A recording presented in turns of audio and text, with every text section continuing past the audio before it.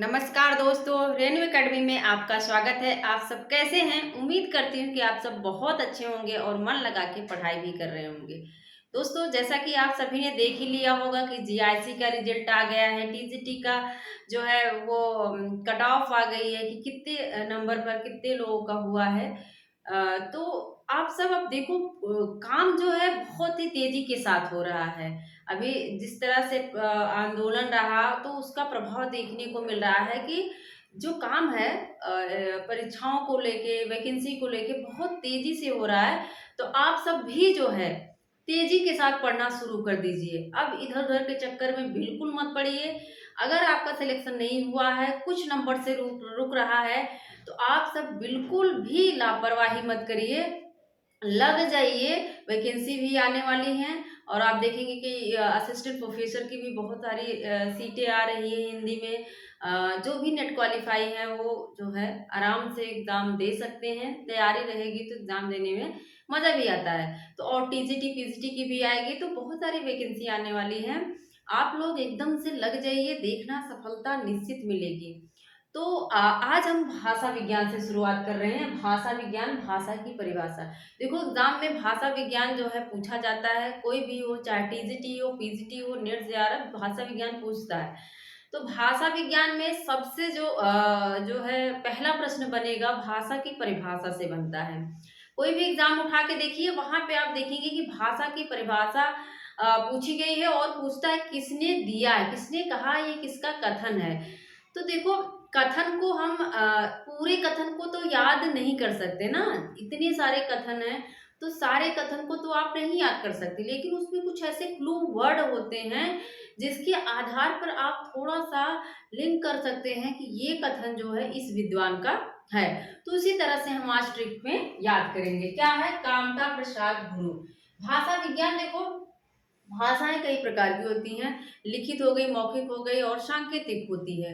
लेकिन पूछा जाता है परिनिष्ठित भाषा क्या है? परिनिष्ठित भाषा क्या है? अगर परिनिष्ठित भाषा के बारे में पूछे, देखो जो व्याकरण से परिष्कृत होती है, ऐसी भाषा जिसमें व्याकरण की त्रुटियाँ ना हो, व्याकरण संबंधी कोई त्रुटि ना हो, वो क्या है? परिनिष्ठित भाषा है। ये एग्ज़ाम में पूछा जाता है, तो याद रख लीजिए परिनिष्ठित भाषा क्या है? तो जो व्याकरण से परिष्कृत हो, मतलब उसमें व्याकरण संबंधी त्रुटियां ना हो, वो क्या है? परिनिष्ठित भाषा है। लेकिन जो है अगर पूछ ले कि राष्ट्रभाषा क्या है, देखो राष्ट्रभाषा और राजभाषा में अंतर है। राष्ट्रभाषा एक है, एक राष्ट्रभाषा है और एक क्या है? राजभाषा। एक क्या है? राजभाषा है।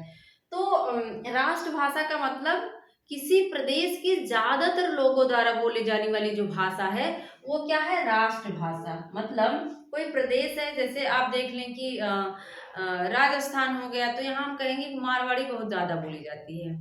तो मारवाड़ी क्या हुई? राष्ट्रभाषा। मतलब कहने का मतलब है जिस राष्ट्र में जो भाषा ज्यादा बोली जाती है वही क्या है? राष्ट्रभाषा है। और राजभाषा क्या है? एग्जाम में अक्सर पूछता है कि कार्यालयों में जो भाषा प्रयोग की जाती है वो क्या है? वही राजभाषा है। मतलब जो कार्यालय, न्यायालय वगैरह हुए, वहां पे जो भाषा प्रयोग की जाती है उसे क्या कहते हैं? राजभाषा कहते हैं। तो पूछा जाता है, ठीक है। और अब हम देखेंगे कामता प्रसाद गुरु ने जो भाषा की परिभाषा दी है उसको कैसे याद करते हैं। भाषा वह साधन है, याद कर लीजिए। देखिए, भाषा वह साधन है जिसके द्वारा मनुष्य अपने विचार दूसरों पर भली भांति प्रकट कर सकता है। अब देखो, कह रहे हैं कामता प्रसाद गुरु, भाषा वह साधन है जिसके द्वारा मनुष्य अपने विचार दूसरों पर भली भांति प्रकट कर सकता है। इसको हमने रिलेट किया कामता प्रसाद गुरु से। तो गुरु वर्ड निकाला। गुरु क्या होता है? साधन है कि नहीं? अगर आपको नौकरी लेना है, अपनी मंजिल तक पहुंचना है, तो गुरु थोड़ी मंजिल होता है। गुरु तो एक साधन है, माध्यम है जिसके द्वारा आप अपनी मंजिल पे पहुंच जाते हैं। तो गुरु वाला जो हो जाएगा वो गुरु साधन वाला कहाँ चला जाएगा? गुरु में। कहाँ चला जाएगा? गुरु में। देखो, गुरु क्या है? साधन है। गुरु क्या है? साधन है। तो आप रिलेट कर लो कि एग्जाम में जब भी पूछे भाषा वह साधन है तो याद रखना, गुरु क्या है? साधन है। गुरु क्या है? एक साधन है आपको अपनी मंजिल तक पहुंचाने का। तो साधन वाली जो परिभाषा है कामता प्रसाद गुरु की हो जाएगी। मैंने ऐसे ही याद किया था दोस्तों, और जब भी परिभाषा पूछता है भाषा की, मैं तुरंत इसे सही कर लेती हूँ, तो आप भी कर सकते हैं। पतंजलि का पूछता है, जो वाणी वर्णों में व्यक्त होती है उसे भाषा कहते हैं। जो वाणी वर्णों में व्यक्त होती है उसे भाषा कहते हैं। देखो, जो पतंजलि है, पतंजलि आप जानते हैं योगा वाले, जो पतंजलि हैं वो क्या करते रहते हैं? वर्णों में व्यक्त करते हैं ना। जब कहीं भी इनको बुलाया जाता है योगा करने के लिए, तो अपनी बातों को क्या करते हैं? वर्णों में व्यक्त करते हैं। बताते हैं कि कपालभाति क्या है, तनुलोम विलोम क्या है। तो क्या करते हैं पतंजलि? वर्णों में व्यक्त करते हैं, अपनी वाणी को वर्णों में व्यक्त करते हैं। तो किसकी हो जाएगी? पतंजलि की। किशोरी दास वाजपेयी क्या कहते हैं? विभिन्न अर्थों में सांकेतिक शब्द समूह ही क्या है? भाषा है। क्या है? विभिन्न अर्थों में सांकेतिक शब्द समूह ही क्या है? भाषा है। अब देखो, इसको रिलेट करो। जो किशोरियां होती, किशोरियां मतलब जो यंग लोग हैं, यंग हैं, जो लड़कियां हैं, किशोरी हैं, किशोरावस्था में, वो सब देखो एक ग्रुप होता है उनका, सहेलियों का ग्रुप होता है। लेकिन जैसे जैसे हम धीरे धीरे मेच्योर होते हैं, आगे बढ़ते हैं, वैसे हमारे फ्रेंड्स कम होना शुरू हो जाते हैं। कम मतलब खत्म ही हो जाते हैं, एक दो बचते हैं ना। तो वही मैंने इस रिलेट किया वहीं से। जब कोई किशोरी है, किशोरावस्था में है, तो वो शब्द समूह, सांकेतिक शब्द समूह, वो शब्द समूह में मतलब समूह के साथ रहती है। जो किशोरी होती है क्या रहती है? किसके साथ? शब्द समूह, मतलब समूह बनाकर रहती है। सांकेतिक शब्द समूह को याद रखिएगा।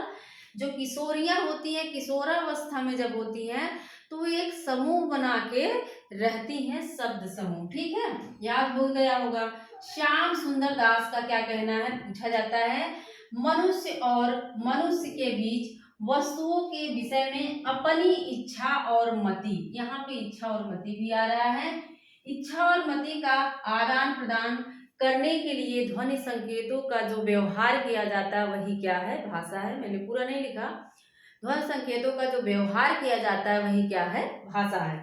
तो मनुष्य और मनुष्य के बीच वस्तुओं के विषय में अपनी इच्छा और मति का आदान प्रदान करने के लिए व्यक्त ध्वनि संकेतों का व्यवहार ही क्या है? भाषा है। तो मनुष्य और मनुष्य, इसको हमने रिलेट किया। जो श्याम सुंदर दास है, श्याम सुंदर, श्याम सुंदर दास, मनुष्य मनुष्य के बीच जो श्याम है, देखो श्याम सुंदर मतलब कृष्ण है, क्या करते हैं? मनुष्य और मनुष्य के बीच अपार जो है प्रेम पैदा करते हैं ना। गोपी ग्वाल सब लोग क्या करते हैं? एक दूसरे से बंधे हुए हैं, प्रेम में बंधे हुए हैं। वहीं से हमने रिलेट कर लिया।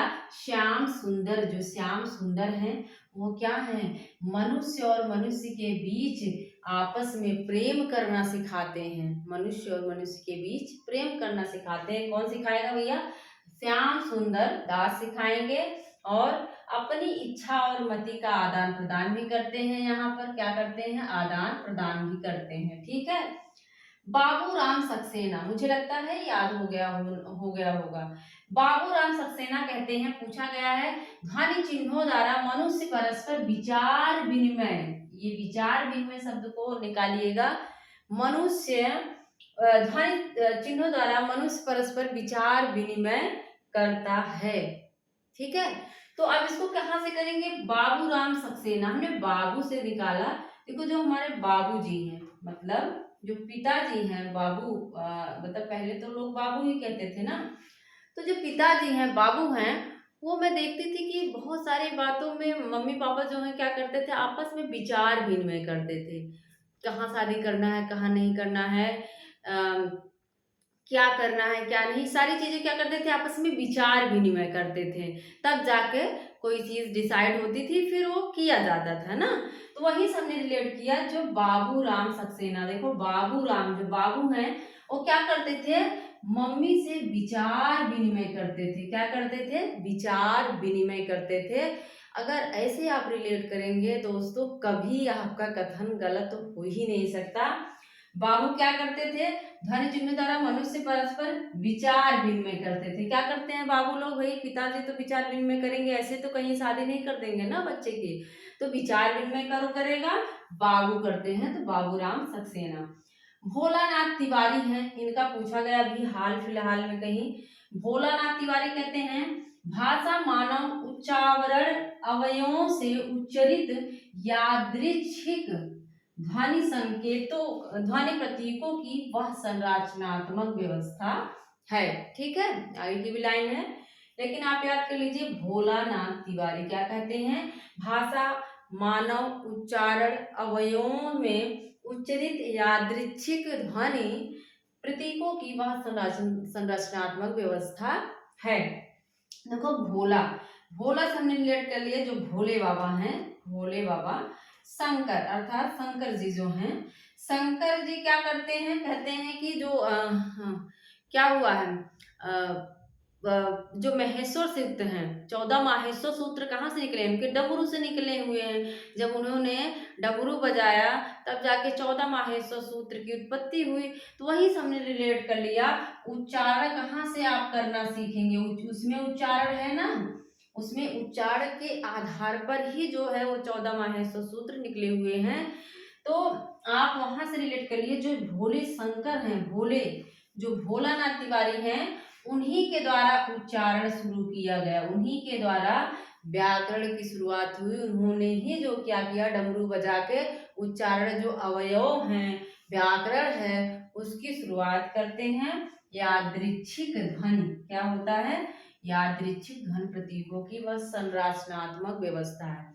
आप याद कर लो, उच्चारण अवयवों और यादृच्छिक ध्वनि जब वो बजता है तो क्या होगा? यादृच्छिक ध्वनि निकलेगी कि नहीं? यादृच्छिक ध्वनि प्रतीक वहां से निकलते हैं। ठीक है, यादृच्छिक ध्वनि प्रतीक कहाँ से निकलते हैं? जब भोले बाबा का क्या बजता है? डमरू बजता है, तो वहां से यादृच्छिक ध्वनि प्रतीक निकलते हैं। ऐसे मैंने रिलेट किया था। जब भी मैं इस कथन को देखती हूँ मुझे तुरंत ऑप्शन जो है सही टिक हो जाता है मुझसे। तो आप भी याद कर लो, भोला जो भोले बाबा शंकर जी हैं, उन्होंने क्या किया? उच्चारण जो है उच्चारण कैसे होगा, कौन से उच्चारण कहाँ से होंगे, वहां से शुरुआत करते हैं। वो निकलता है डमरू से उच्चारण अवयवों और यादृच्छिक ध्वनि प्रतीक कहाँ से? उनके डमरू से निकलते हैं बजाने के बाद। ठीक है, एक बार फटाफट देखो। कामता प्रसाद गुरु, गुरु क्या होता है भाई? साधन है, भाषा व साधन है। तो ये परिभाषा दिखे तो तुरंत साधन क्या है भाई? गुरु है। ठीक है, पतंजलि क्या करते हैं? वर्णों में, वाणी वर्णों में व्यक्त हो, मतलब वो जो भी बताते हैं वो वर्णों में बताते हैं। किशोरियां क्या करती हैं? समूह में चलती हैं, सांकेतिक शब्द समूह में चलती हैं। तो ये शब्द दिखे तो किशोरी दास वाजपेयी। श्याम सुंदर दास, श्याम सुंदर ने क्या सिखाया भाई? कृष्ण ने प्रेम सिखाया ना, मनुष्य मनुष्य से प्रेम करो, और क्या है? कुछ नहीं है। बाबू क्या करते हैं? मम्मी के साथ विचार विनिमय, माता जी के साथ विचार विनिमय करते हैं। भोलानाथ तिवारी उच्चार अवयव की उत्पत्ति करते हैं, और क्या करते हैं? उनके डमरू से यादृच्छिक ध्वनि प्रतीक निकलता है। तो हो गया ना याद? ये परिभाषाएं अक्सर पूछी जाती हैं, लेकिन अब इस वीडियो को देखने के बाद आप गलत नहीं करेंगे। ऐसे वीडियो आपको देते रहेंगे। मिलते हैं अगले वीडियो में। थैंक यू, धन्यवाद।